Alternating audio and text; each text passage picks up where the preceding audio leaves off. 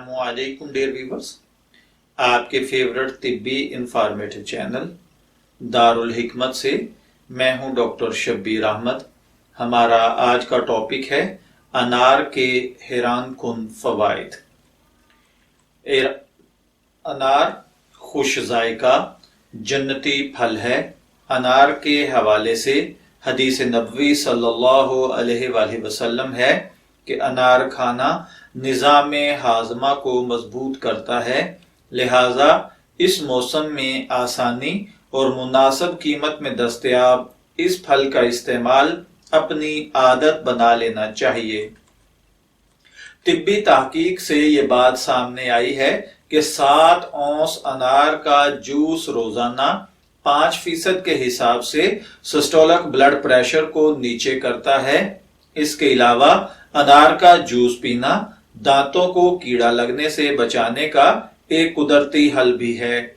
इसके अलावा अनार का ताजा रस पीने से बंद रगें भी खुलने लगती हैं, जबकि नज़ला जुकाम में भी इसका जूस इंतहाई मुफीद है।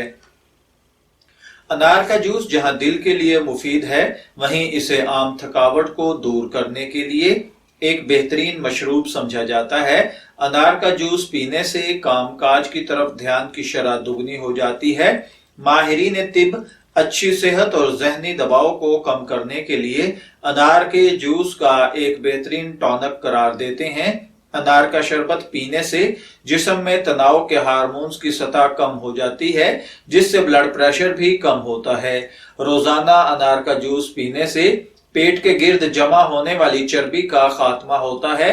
अनार के जूस में पाए जाने वाले कुदरती अज्जा मोटापे का बायस बनने वाले खुलियात का खात्मा करके चर्बी घुलाने में अहम किरदार अदा करते हैं। अनार का इस्तेमाल गुर्दे के अमराज में मुब्तला अफराद के लिए भी इंतहाई मुफीद है। 100 ग्राम अनार में सिर्फ 83 कैलोरीज होती हैं, जिसकी वजह से आपको दिन भर अलर्ट और एक्टिव रहने के लिए तवानाई मिलती है। अगर आप डाइट पर हैं तो अनार का जूस जरूर पिएं, क्योंकि इसमें ज्यादा तादाद में फाइबर मौजूद होता है, जिससे आपको भूख कम लगेगी और आपका हाजमा तेज होगा।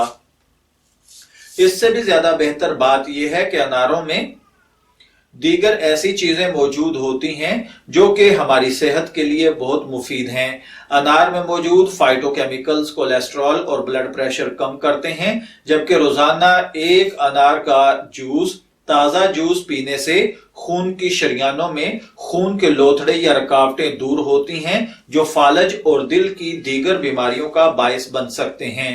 मैं दुआ गो हूं कि अल्लाह ताला हमें अनार से सही तौर पर मुस्तफीद होने की तौफीक अता फरमाए। इजाजत चाहेंगे, फिर मिलेंगे किसी नए तिब्बी टॉपिक के साथ। तब तक के लिए अल्लाह हाफिज।